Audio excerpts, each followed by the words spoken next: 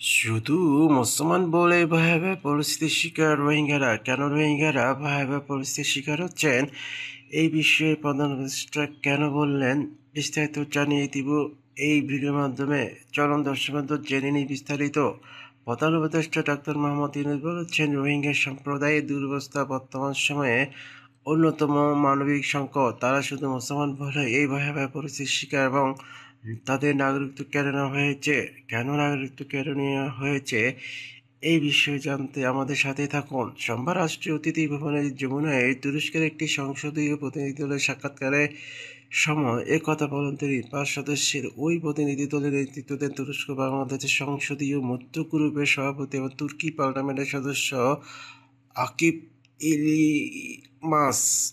সাক্ষাতে দ্বিপক্ষীয় বাণিজ্যিক, বিনিয়োগ এবং মানবিক সহায়তার ক্ষেত্রগুলোকে দ্বিপক্ষীয় সহযোগিতা আরও জোরদার করার উপায় নিয়ে আলোচনা করা হয়। ইলমাস বলেন, তুরস্ক এবং বাংলাদেশের মধ্যে গভীর সাংস্কৃতিক এবং ঐতিহাসিক সম্পর্ক রয়েছে। দুই দেশের মধ্যে বিদ্যমান দৃঢ় বন্ধুত্বপূর্ণ সম্পর্কের উপর আলোকপাত করেন তিনি। ইলমাস আরও বলেন, তাদের প্রতিনিধি দল রোববার কক্সবাজার রোহিঙ্গা শিবিরে পরিদর্শন করেছেন। এই তুর্কি বিভিন্ন সরকারি ও বেসরকারি সংস্থা, বিশেষ করে তুর্কি ফিল্ড হাসপাতালে মানবিক কার্যক্রম সম্পর্কে অব্যাহত হয়েছে। এই সময় রোহিঙ্গা সম্প্রদায়ের প্রতি তুরস্কের অবিচল সমর্থনের জন্য কৃতজ্ঞতা প্রকাশ করেন প্রধান উপদেষ্টা। তুর্কি উদ্যোক্তা বাংলাদেশে বিনিয়োগের আহ্বান জানান তিনি।